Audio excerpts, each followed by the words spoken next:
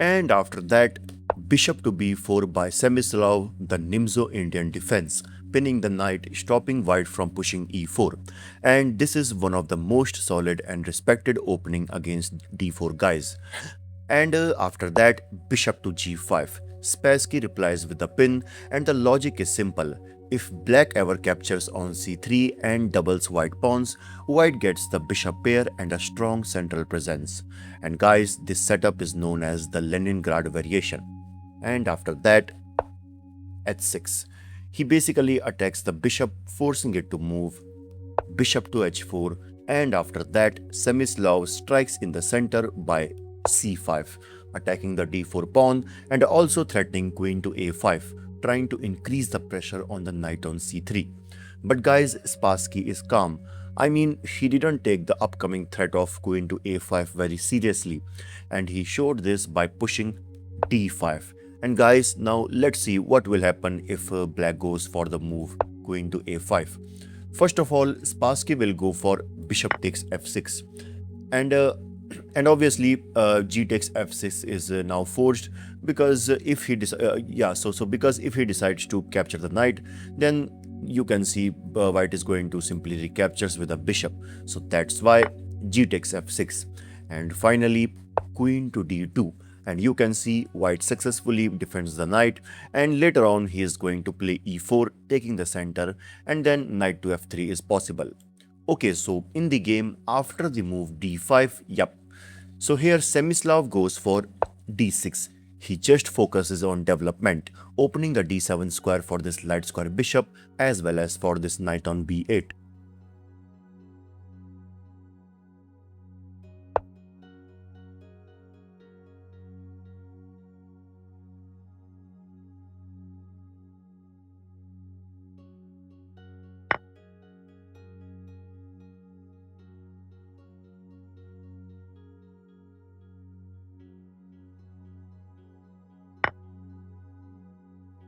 Okay, so now Semislav develops his another knight on d7, preparing to centralize the knight on e5.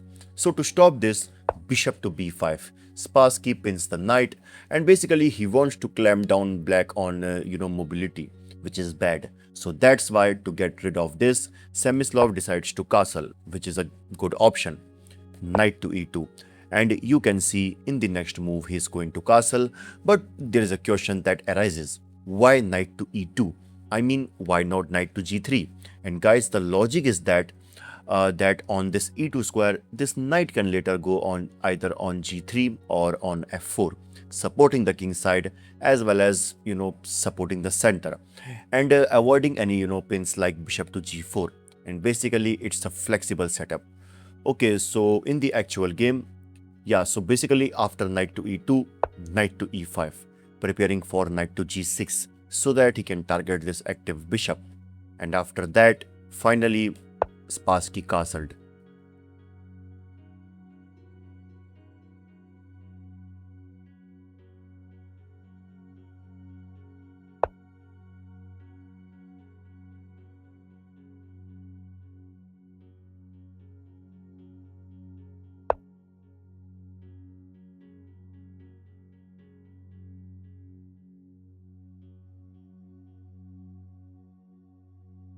Okay, so now knight to h5, Semislav attacks the bishop, and basically he wants to trade it off because eliminating the dark square bishop would weaken the white king side and give black control of the dark squares.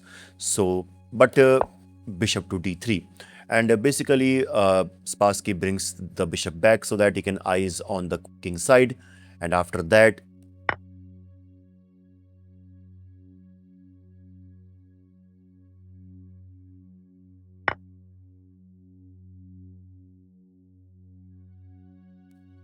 okay, so now knight to e5. Semislav brings the knight back, attacking the bishop on d3.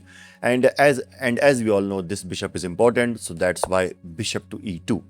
Okay, and after that, bishop takes c3. Semislav basically decides to trade the bishop for the knight. But guys, this is an inaccuracy because black gives up his bishop pair and allows the white to recapture with the b pawn. which even connects the b pawn, and which connects the b pawn with the central d5 pawn, strengthening the white center. And now Semislav brings the queen to h4, preparing for knight to g4, threatening mate on h2. But here Spassky finds the best move. He goes for f4, attacking the knight, and it seems like Spassky invites black to play knight to g4, which actually happens in the game. And now you can see black is threatening mate on h2. So that's why bishop takes g4 is forced, bishop takes g4, attacking the queen. But the question is that what white gets from all of this?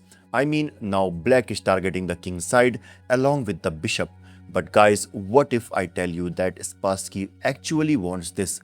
He intentionally forces black pieces to come to the king side so that they lose their eyes on the center and white pawns, can dominate. First of all, Spassky goes for queen to a4. But guys, you know, queen to b3 might be the best option so that he can target this b7 pawn and just try to infiltrate. But maybe he played this move so that he can support this e4 push. Okay, now Semislav retreats the bishop, but this is a bit passive. Instead he can consider the move queen to e7, which keeps an eye on the central pawns as well as defends the pawn on b7, because by undeveloping the bishop to c8, you can see this disconnects the rook and making the rook on a8 out of the game. And now Spassky takes advantage of this. He pushes e4, and now look at this massive pawn center. They form an impenetrable wall. And again, queen to e7 must be considered, but queen to g4, preparing for queen to d7 so that he can exchange the queens, which would, relieve some pressure from the black. But Spassky knows that, so that's why he avoids the queen trade and he moves it back on c2. And now the queen supports the center, and white is going to push either e5 or f5 in future, blowing open the center. So h5, and basically Semislav tries to create some counterplay, and you can see now he is preparing to push h4. And here's the best way for white is to bring this rook to f3 so that he can also support the central pawns. But he goes for rook to f2, which is also fine. But rook to f3 might be the best option because it also eyes on the king side, and it can act as a shield whenever black advances the h pawn further. Okay, now b5. And again, white can consider rook to f3, but Spassky pushed the e pawn. But this might be a bit premature because it gives black the chance to attack the knight with h4.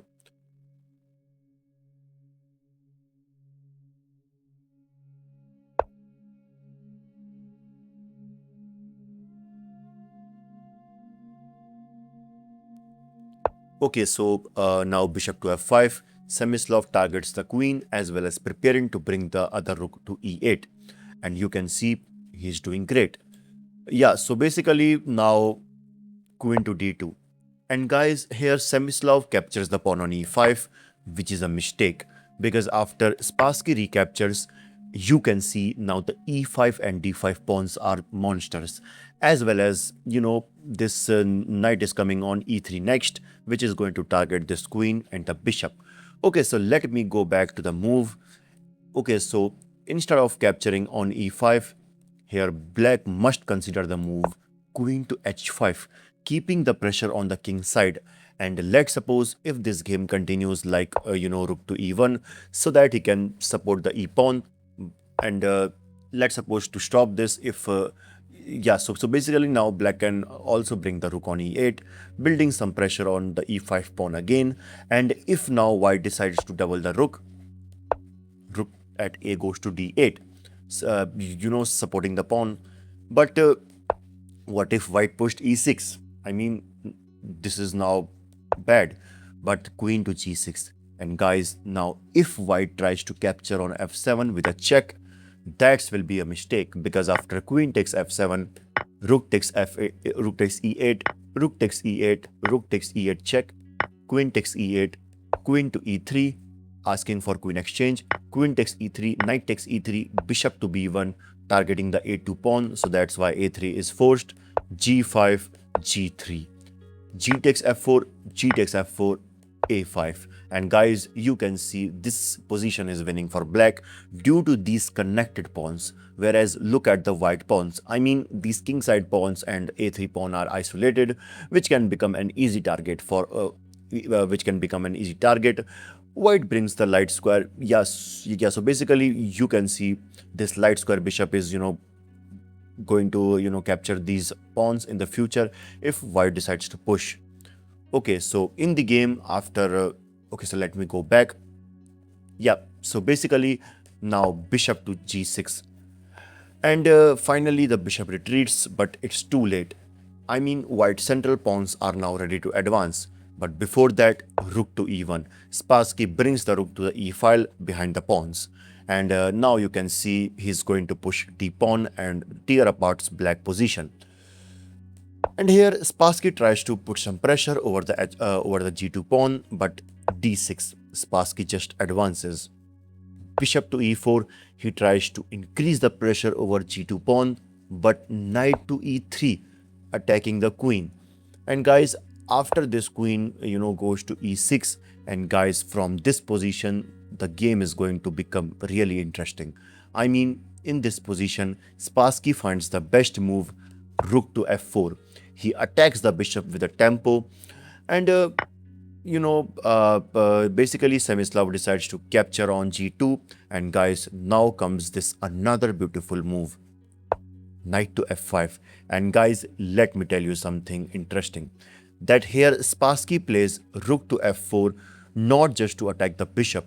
I mean, his main idea is to bring this knight on e7 with a check, and then the king can only go to this h file, and then you can see rook to h4 check.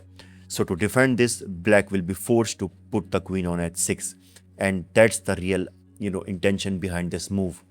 And basically Smyslov knows this very well, so that's why he is now forced to bring the rook on e8. And I know most of so basically he creates an escaping square for the king. And guys, now comes another great move by Spassky. He goes for rook to e3, and you can see now rook to g3 is coming with the idea of this. So but rook at a goes to d8. Smyslov brings the rook. So basically he brings the rook to stop any further advancement of the d pawn. But guys, in this position Spassky goes for this beautiful sacrifice. Can you guess the move? In this position he sacrifices the knight by knight takes g7. And guys, the idea behind this move is, if king takes g7, now comes rook to g3 check. And obviously black cannot go either of these squares due to the threat of rook to h4 check. So let's see what will happen if he decides to bring the king back on f8. And guys, if this happens, just pause the video and try to guess the next move which white can play in this position. And guys, in this position white can go for this god level sacrifice, rook takes f7 check. And since all of these squares are already covered, you can see black has only now two options left. Either he can capture the rook with the king or with the queen. So let's consider both possibility one by one. So let's suppose if he goes for queen takes f7, now comes queen to h6 check. You can see the only move is to bring the queen, and after that just queen takes g7 mate. So let's suppose after rook takes f7. Okay, so let me go back. So in this position, if he decides to capture with the king, can you guess the move? Yes, you are right, queen to f4 check. And you can see now there is no square left for the king, so this is forced, which is queen to f6 is forced, and after that this is just mate.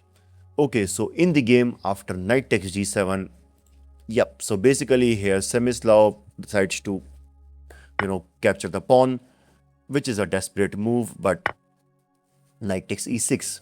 Okay, rook takes d2, rook to g3 check. And guys, in this position Vasily Smyslov resigned, because after king to h8, rook to h4, and that's a mate. What a masterpiece by Boris Spassky. This game shows that why he was a world champion. If you love these classic games, smash that like button and I will see you in the next one. This is your host Bayasan signing off. Bye bye.